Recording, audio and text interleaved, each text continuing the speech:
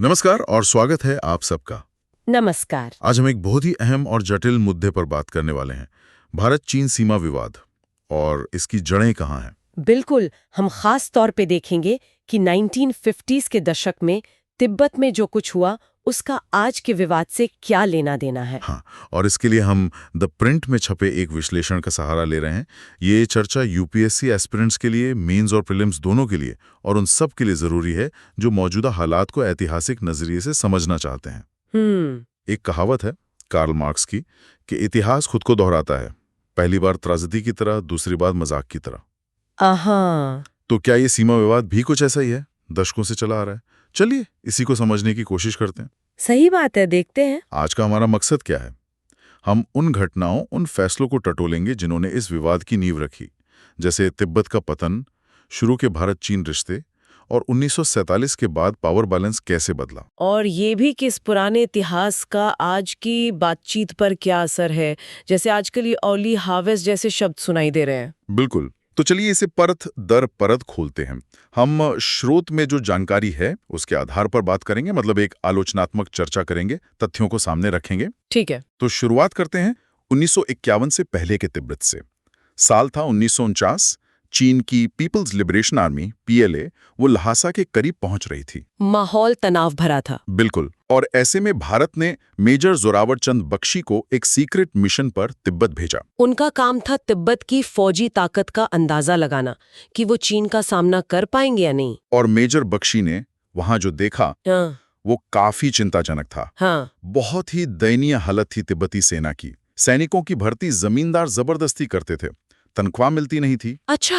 हाँ, और बख्शी ने लिखा कि सैनिक गांवों से गुजरते हुए लूटपाट करते थे, यहां तक कि बलात्कार की घटनाएं भी होती थीं, जिन पर लगता था अधिकारियों की चुपचाप सहमति है।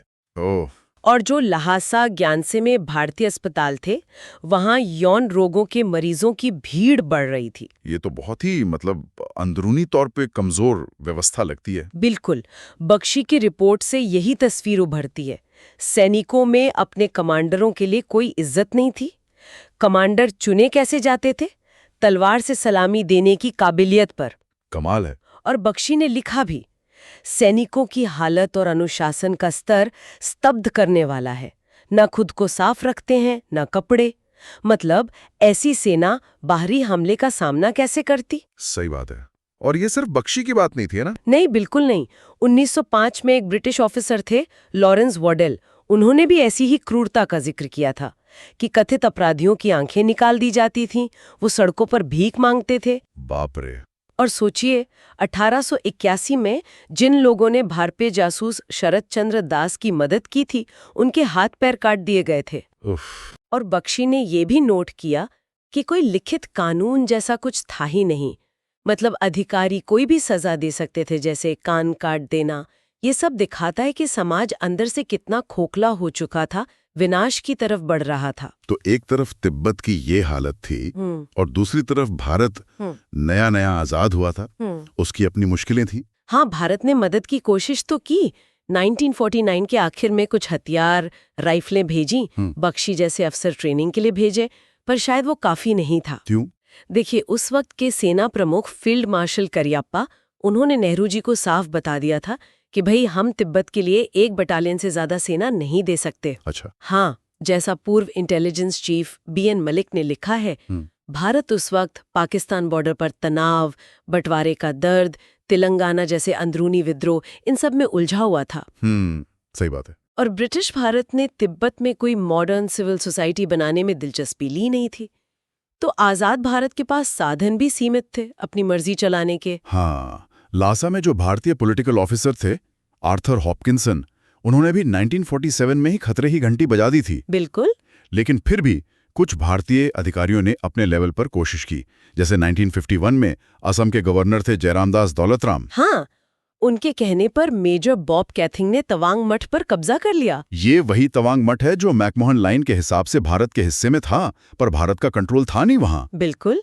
वहां के जो बौद्ध भिक्षु थे, उन्होंने विरोध भी किया, पर उनकी चली नहीं। और फिर वो निर्णायक मोड़ आया। हाँ, 1951 में पीएलए तिब्बत में घुस आई और इसने वहां का पावर बैलेंस, वहां का भूगोल सब हमेशा के लिए बदल दिया। यहीं से वो संघर्ष शुरू हुआ जो आज तक चल रहा है। तो 1951 में पीएलए के आने के बाद जाहिर है हालात बदले।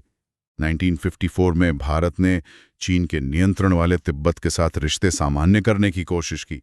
एक व्यापार समझौता हुआ। हाँ, और इस समझौते में भारत ने 1914 के एंग्लो तिब्बती समझौते से मिली कई खास रियायतें छोड़ दी। व्यापारियों, तीर्थयात्रियों के आने जाने के नए नियम बने। और सुनने में आया है कि इसके साथ एक और बात थी। जी हैं, इतिहासकार करुणाकर गुप्ता बताते हैं कि एक अलग से चिट्ठी भी थी, जिसमें भारत ने माना कि वो लहासा में जो अपने सैनिक दस्ते रखे हुए थे करीब 100 साल से, उन्हें वापस बुला लेगा और टेलीग्राफ ऑफिस, गेस्ट हाउस वगैरह चीनी अधिकारियों को सौंप देगा। तो एक तरह से चीन के कंट्रोल को मान लिया गया। हाँ, कुछ वैसा ही। लेकिन यहीं पर मामला और पेचीदा हो जाता है। एक तरफ तो ये समझौता चल रहा था और दूसरी तरफ करुणाकर गुप्ता के ही मुताबिक नेहरू जी चीन के इरादों को लेकर शंकित थे। हाँ, 1954 की फिल्मियों में ही, मतलब समझौते के फौरन बाद, नेहरू ने एक सीक्रेट मेमो जारी किया। आदेश दिया कि सीमा पर भारत की संप्रभुता जताने के लिए फॉरवर्ड पोस्ट बनाई जाए। ये दोहरा रवैया था और शायद यहीं से अविश्वास और गहरा हुआ। बिल्कुल। और फिर 1959 आते आते तिब्बत में तनाव बहुत बढ़ गया। हाँ, और पीएलए की जो खुफिया एजेंसियां थीं, उन्हें शक होने लगा कि नेहरू अमेरिका के साथ मिलकर विद्रोह भड़का रहे हैं। अच्छा। जी, विद्वान है क्लॉड आरपी, उनके अनुसार नवंबर 1958 में पीएलए ने रिपोर्ट किया कि सीआईए ने, मतलब अमेरिकी एजेंसी ने, भारत के रास्ते तमांग से होते हुए दक्षिणी तिब्बत में हथियारों से लदे 226 घोड़े भेजे थे। अरे। और अगले साल ये आरोप लगे कि नेपाल के रास्ते खाम विद्रोहियों को रसद पहुंचाई जा रही है। और अब तो ये पता भी है कीथ कॉनबॉय और जेम्स मॉरिसन के काम से कि सीआईए वाकई उस वक्त के पूर्वी पाकिस्तान यानी आज के बांग्लादेश से तिब्बती विद्रोहियों के लिए हवाई जहाजों से सप्लाई गिरा रही थी। हाँ, भारत के पास शायद उन्हें रोकने की ताकत नहीं थी, पर उसने खुलकर विरोध भी नहीं किया। कुछ खाम्पा विद्रोहियों को अमेरिका में ट्रेनिंग भी मिली थी। तो ये सब गतिविधियां चीन के शक को और बढ़ा रही थीं। बिल्कुल। और फिर सीमा पर अपनी अपनी पोजीशन मजबूत करने की ये जो होड़ थी और ये जो आपसी शक था, उसका नतीजा अक्टूबर 1959 में निकला। हाँ, लद्दाख में कोंकाला दर्रे के पास, जो आज की एलएसी के करीब है, वहां डिप्टी सेंट्रल इंटेलिजेंस ऑफिसर करम सिंह की अगुवाई में एक भारतीय गश्ती दल था। उस पर चीनी सैनिकों ने घात लगाकर हमला कर दिया। 10 भारतीय पुलिसकर्मी मारे गए और 7 को बंदी बना लिया गया। ये बहुत गंभीर घटना थी। हाँ, और ये सवाल उठता है कि कैसे खुफिया गतिविधियां, सीमा पर आगे बढ़ने की कोशिशें और आपसी शक ने हालात को इतना विस्फोटक बना दिया। माहौल तो बहुत तनाव वाला था, लेकिन क्या बातचीत के समाधान के सारे रास्ते बंद हो गए थे? शायद नहीं। हाँ, ऐसा नहीं है।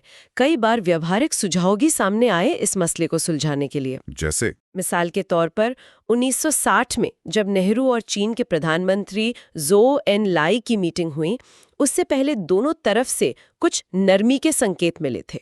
अच्छा, क्या संकेत थे? इतिहासकार श्रीनाथ राघवन बताते हैं कि अप्रैल 1960 में तब के उपराष्ट्रपति सर्वपल्ली राधाकृष्णन ने ब्रिटिश हाई कमिश्नर को इशारा किया था कि भारत नॉर्थ ईस्ट में यानी अरुणाचल में अपना दावा नहीं छोड़ेगा। लेकिन वो उस इलाके को, मतलब इशारा अक्साई चिन की तरफ था, छोड़ने पर विचार कर सकता है जो चीन के व्यावहारिक कब्जे में था। शर्त ये थी कि चीन भारत के दावे वाले इलाके को मान्यता दे। और दिलचस्प बात यह है कि ज़ो एन लाई ने भी कुछ ऐसा ही इलाके की अदला बदली का प्रस्ताव रखा था। जी हाँ, उन्होंने कहा कि लद्दाख में काराकोरम से कुंका ला दर्रे तक का इलाका चीन के लिए जरूरी है, शिनजियांग तक सड़क का रास्ता बनाए रखने के लिए। और बदले में चीन अरुणाचल प्रदेश पर अपना दावा छोड़ने पर सोच सकता था। इससे भारत को अपने नॉर्थ ईस्ट में सुरक्षा मिलती। तो फिर ये एक मौका था जो चूक गया, ऐसा लगता है। हाँ, बिल्कुल ऐसा लगता तो है। और इस अदला बदली के आइडिया के कई वर्जन बाद में भी आए। जैसे? अमेया प्रताप सिंह के अनुसार चीनी नेता देंग शाओपिंग ने पहले प्रधानमंत्री मोरारजी देसाई को और फिर 1988 में राजीव गांधी को भी मिलते जुलते प्रस्ताव दिए थे। लेकिन फिर बात क्यों नहीं बनी? देखिए, देसाई सरकार राजनीतिक तौर पर थोड़ी कमजोर थी और राजीव गांधी के टाइम तक 1986 में वो सुमदुरोंगचू वाली झड़प हो गई थी, उसने माहौल खराब कर दिया था। हाँ, वो भी था। बाद में अटल बिहारी वाजपेयी ने कहा कि भाई पहले सेक्टरवार ऐतिहासिक स्टडी करनी चाहिए।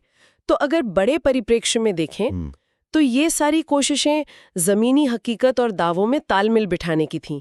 लेकिन राजनीतिक इच्छा शक्ति की कमी कह लीजिए, या आपसी अविश्वास, या हालात ऐसे नहीं थे, ये कोशिशें कामयाब नहीं हो पाई। और शायद यही विफलताएं आज ये जो अर्ली हार्वेस्ट जैसी बातें हो रही हैं, उनकी मुश्किलों को भी दिखाती हैं। बिल्कुल। तो इन सब पुरानी बातों का आज के संदर्भ में क्या मतलब है? आज जब भारत और चीन अर्ली हार्वेस्ट की बात कर रहे हैं, मतलब जो कम विवादित इलाके हैं जैसे सिक्किम, उन्हें पहले सुलझा लें, तो ये पूरा इतिहास समझना बहुत जरूरी हो जाता है। हाँ, क्योंकि 1962 के युद्ध की छाया तो है ही अरुणाचल और लद्दाख जैसे इलाकों पर, लेकिन जड़ें तो 1961 में तिब्बत पर चीनी कब्जे और उससे भी पहले की घटनाओं में है, आपसी शक में है, उन मौकों में है जो चूक गए। तो इस पूरी चर्चा का निचोड़ क्या है? देखिए, मुख्य बात यह है कि ये सीमा विवाद सिर्फ नक्शे पर खींची लकीरों का झगड़ा नहीं है। ये तिब्बत के पतन से जुड़ा है, कॉलोनियल ताकतों के जाने के बाद बदले पावर बैलेंस से जुड़ा है, गहरे आपसी शक से जुड़ा है, और कूटनीति में चूके हुए मौकों की एक बहुत ही पेचीदा कहानी है। भविष्य में कोई भी पक्का समाधान निकालना है तो इस इतिहास को गहराई से समझना ही होगा।